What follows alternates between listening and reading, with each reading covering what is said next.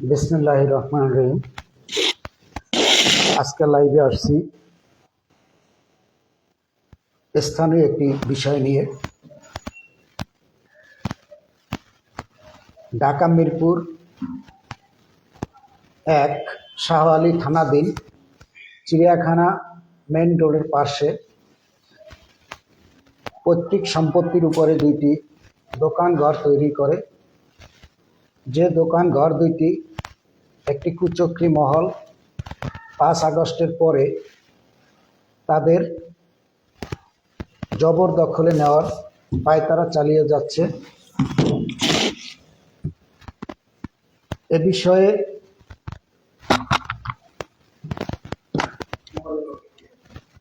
বিষয়ে আমি আজকের কিছু কথা বলতে চাই। আমার দুই পাশে একজন হলো মৃত বন্দে আলী মিয়ার ছেলে, বাম পাশে শাহজাহান, এবং আমার ডান পাশে মৃত বন্দে আলী মিয়ার নাতি, বড় ছেলের ছেলে, জাহাঙ্গীরের ছেলে। তো এদের পৈতৃক সম্পত্তি, তার বাবা মৃত বন্দে আলী মিয়া ক্রয় সূত্রে মালিক হয়েছিলেন।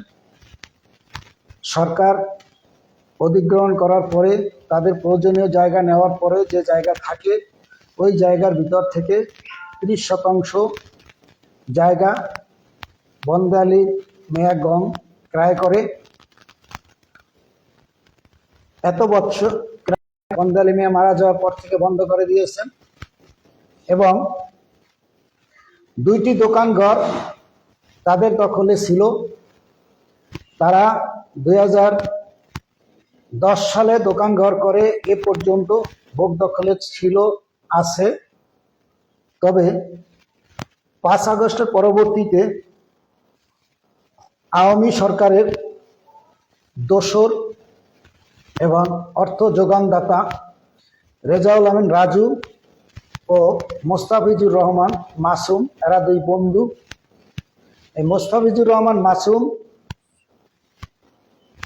মৃত বন্দে আলী মিয়ার নাতি, মেয়ের ঘরে, মেয়ে মমতাজের আগের ঘরের সন্তান।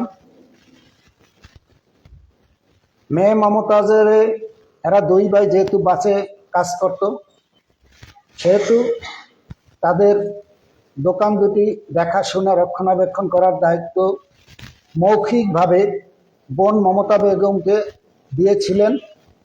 এবং প্রথম যে দোকান চুক্তি হয় দোকানদার জহিরুল ইসলামের সাথে, ওই চুক্তিতে 3.5 লক্ষ টাকা আনে জহিরুলের হক নিকট থেকে, যা তিনজনের সম্মতিক্রমেই তবে চুক্তি করেছিলেন মমতাজ বেগম এবং শাহজাহান। ওই 3.5 লক্ষ টাকা এনে তারা তাদের বাবার গ্যারেজ ভেঙে দোকানঘর দুটি তৈরি করে। এত বছর তারা সমান হারে দোকান ভাড়া নিয়েছেন, যদিও বোন সমহারে পায় না, তারপরও বোন সমস্যায় ছিলেন বিধায় তারা সমহারে ভাড়া দিয়ে আসছেন। বিগত 24 সালে বোন মমতাজ, মাসুম এবং ভূমিদস্যু রেজাউল আমিন রাজু, এরা তিনজনে মিলে গোপনে দোকানদার জহিরের সাথে আতাত করে 7 লক্ষ টাকা অগ্রিম নিয়ে দোকান দুটি আবার চুক্তিবদ্ধ করে মমতাজ বেগম একা। বাবার 3 ছেলে মেয়ের ভিতরে মমতাজ বেগম একা এই চুক্তি করতে পারেন না, এবং ওই চুক্তিতে যে ভোটার আইডি নাম্বার দিয়েছেন সেটাও ভুয়া।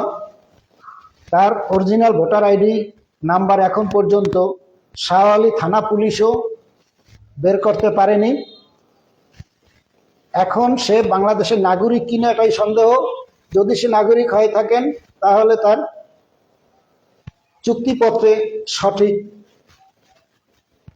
তার আইডি নাম্বার দিতেন, জাতীয় পরিচয়পত্র, এবং তিনি একটি মামলাও করেছিলেন। ওই মামলায়ও সে ভোটার আইডি নাম্বার দিতে ব্যর্থ হয়েছেন। তারপরেও কিভাবে বিজ্ঞ আদালত মামলাটি আমলে নিয়েছেন আমি জানি না। ওটা আইনি বিষয়। তবে যতটুকু জানি হাইকোর্টের নির্দেশনা রয়েছে ভোটার আইডি নাম্বার ছাড়া কোনো মামলা নিতে পারেন না, তারপরে নিয়েছেন আমলে। যাই হোক, ওটা তাদের আইনি বিষয়। দোকান ঘর দুটি দীর্ঘ 9 মাস ধরে ভাড়া বন্ধ রয়েছে। তার কারণ এই পূর্বে যে 3.5 লক্ষ টাকা, পরবর্তীতে আরও 3 লক্ষ টাকা মমতাজ বেগম নিয়েছেন, মাসুম, মমতাজ এবং রেজাউল আমিন রাজু। পরবর্তীতে 24-এ যখন 7 লক্ষ টাকা নিয়েছেন, এটাও তারা গোপন রেখেছিলেন। এক পর্যায়ে যখন এটা প্রকাশ পায় তখন তারা এই 14 লক্ষ টাকা দাবি করেন। 14 লক্ষ টাকা দাবি করার কারণে তর্ক বিতর্ক হয়, থানায় একাধিক জিডি হয়, অভিযোগ হয়। তারপরেও মমতাজ গং এবং মাসুম ও রেজাউল আমিন রাজু এরা 5 আগস্টের পরে একটু গা ঢাকা দিয়ে থেকে চেষ্টা করেছিলেন বিএনপির দলে যোগ দেওয়ার জন্য।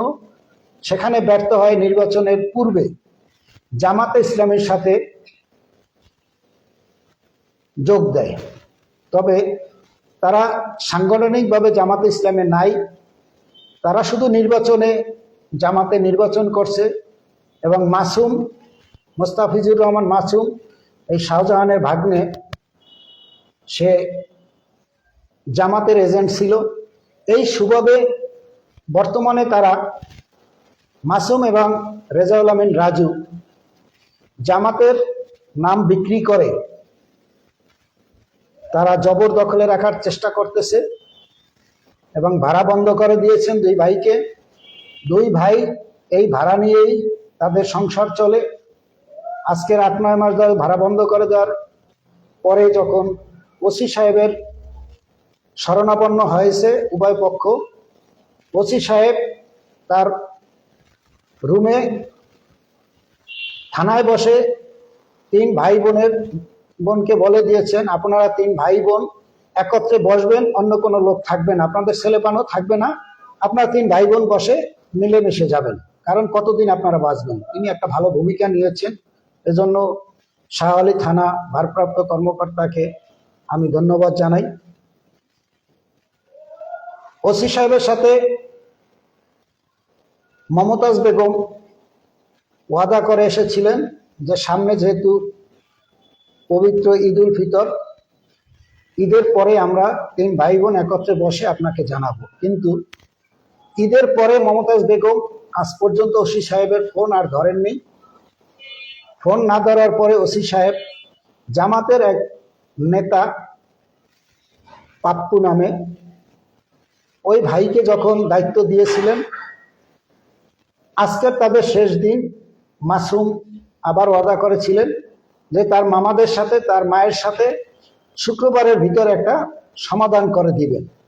আজকে শুক্রবার, আজকের ভিতরে তাদের সমাধান করার কথা। সমাধান হলে আলহামদুলিল্লাহ, আর যদি সমাধান না হয় তাহলে তারা যেন এই দোকান দুটি ছেড়ে দেয়। কারণ আমি এত কথা বলছি একটু ক্ষমতা জোরে, সেটা হলো আইনি, যে মৃত বন্দে আলীর 2 ছেলে শাহজাহান এবং জাহাঙ্গীর আমাকে এই ক্ষমতাটা দিয়েছেন লিখিতভাবে। এই অবৈধ দখলদার উচ্ছেদ, কাগজপত্র ঠিক করা, মামলা মোকদ্দমা দেখা, এগুলোর জন্য আমাকে তারা একটা ক্ষমতা দিয়েছেন এবং সেই ক্ষমতা প্রাপ্ত হয়ে আমি ওখানে সাইনবোর্ডও লাগিয়েছি। তো আমি আজকের লাইভে আসি এজন্য যে তাদের 3 ভাই বোন যে সমস্যাটার সৃষ্টি হয়েছে, এই সমস্যার সমাধান রেজাউল আমিন রাজুই পিছন থেকে হতে দিচ্ছে না। এই আওয়ামী দোসরকে আপনারা পরিহার করবেন, যারা স্থানীয় রাজনীতিবিদ আছেন, এবং বিশেষ করে জামাতের যে এমপি মহোদয় আছেন ব্যারিস্টার আরমান সাহেব, তার দৃষ্টি আকর্ষণ করছি, আপনি অনুগ্রহপূর্বক আপনার নেতা কর্মীকে বলবেন এই 2 ব্যক্তি রেজাউল আমিন রাজু এবং মোস্তাফিজুর রহমান মাসুদ আপনাদের সংগঠনের কিছু না। আপনাদের সংগঠনের দোহাই দিয়ে যদি এই দোকান দখলে রাখার চেষ্টা করে তাহলে বদনামটা কিন্তু আপনাদের সংগঠনের হবে। তাহলে যেহেতু আপনাদের সংগঠনের কেউ না, সেহেতু আপনারা কেন এই বদনামের ভাগীদার হবেন? তারা অবৈধভাবে দখল করে রাখতে চাচ্ছেন, আর যাদের দোকান তারাও চেষ্টা করবেন তাদের দোকানের দখলে রাখা, যেহেতু তার বাবার জায়গা। তো আমি আশা করব যে অবৈধ দখলদার যারা আছেন তারাও ওখান থেকে সরে যাওয়ার চেষ্টা করবেন এবং এই দোকান দুইটির প্রতি অন্য কেউ যেন খারাপ নজর না দেন, যেহেতু এটা তাদের পৈতৃক সম্পত্তি, কাগজপত্র তাদের আছে, তারা অবৈধভাবে ওখানে নাই। অবৈধভাবে কেউ দখল করার চেষ্টা করবেন না, এটা থেকে আপনারা বিরত থাকুন। বাংলাদেশের আইন আছে, আইন কানুন মেনে চলুন, আইনের ঊর্ধ্বে কেউ না। যেমন আমি একজন সংবাদকর্মী, আমি আইনের ঊর্ধ্বে না, আপনারাও আইনের ঊর্ধ্বে না। কাজী আইন নিজের হাতে কেউ তুলে নেওয়ার চেষ্টা করবেন না, উভয় পক্ষই, এবং আইনকে শ্রদ্ধা করবেন। আমি আবারও আমার দুই পাশে দুইজন আছে, তাদেরকে অনুরোধ করব আজকের জন্য পুনরায় ওসি সাহেবের সাথে দেখা করে তারা যেন জানিয়ে আসেন যে আমাদের এটা সমাধান হয়নি। আর যদি সমাধান হয়ে যায় সেটাও তারা যাইয়ে জানিয়ে আসবেন যে আমাদের এটা সমাধান হয়ে গেছে। সেক্ষেত্রে সমাধান হলে আলহামদুলিল্লাহ, সমাধান না হলে ওখানে কোনো লোক যে দলেরই হোক তারা যেন খারাপ দৃষ্টিতে না যান। জাহাঙ্গীর, শাহজাহান ওদের কিন্তু পৈতৃক সম্পত্তি, এই পৈতৃক সম্পত্তির উপরে হস্তক্ষেপ করার কেউ নাই। যা মহামান্য সুপ্রিম কোর্ট থেকে আদেশ রয়েছে, মৃত বন্দে আলীর আবেদনের প্রেক্ষিতে বাংলাদেশ সরকারের যে ভূমি মন্ত্রণালয়ের অধিগ্রহণ শাখা 30% জায়গা নাসিম টাওয়ার থেকে উত্তরে 2001 সালে ম্যাপ হিসাবে প্রচার করেন এবং 2002 সালে গেজেট হিসাবে অবমুক্ত করে দেন। সেহেতু এই 30% জায়গার উপরে জাতীয় গৃহায়ণ কর্তৃপক্ষের কোনো অধিকার নাই। তারা একটা অধিকার প্রয়োগ করে যে তাদের নামে আরএস রেকর্ড রয়েছে। এই আরএস রেকর্ডটাও ভাঙ্গার কথা ছিল রেজাউল আমিন রাজু এবং মোস্তাফিজুর রহমান মাসুমের। তারা সেটা না করে অবৈধভাবে তারা একটা চুক্তিপত্র করেছিলেন, যে চুক্তিপত্র এখন কোনো কার্যকারিতা নাই। বাংলাদেশ সরকার গৃহায়ণ কর্তৃপক্ষের চেয়ারম্যান বরাবরে বারবার আবেদন দেওয়ার পরেও তারা নামজারি সংশোধনের জন্য অনাপত্তিপত্র দেয়নি, না দিয়ে বরঞ্চ তারা 9/11/2025 সালে জাতীয় গৃহায়ণের চেয়ারম্যান কিভাবে কোন আইনের ভিত্তিতে 32টি প্লট টেন্ডার দিয়েছেন বাণিজ্যিক প্লট হিসাবে, যার ভিতরে এই 30%কে 25 থেকে 31 প্লট করেছেন। এই 25 থেকে 31 প্লট বরাদ্দ না দেওয়ার জন্য আবেদন করা হয়েছে, তারা আমলে নেয়নি, যার প্রেক্ষিতে মহামান্য সুপ্রিম কোর্টের হাইকোর্ট বিভাগে রিট নং 700/2026 দায়ের করেন জাহাঙ্গীর এবং শাহজাহান। কাজের আইনের বিষয়, এটা কোনো রাজনৈতিক ইস্যু নয়। রাজনৈতিক কোনো ব্যক্তি পরিচয় দিয়ে এই প্লটে না যাওয়ার জন্য আমি অনুরোধ রেখে আমি আমার বক্তব্য শেষ করছি। আসসালামু আলাইকুম।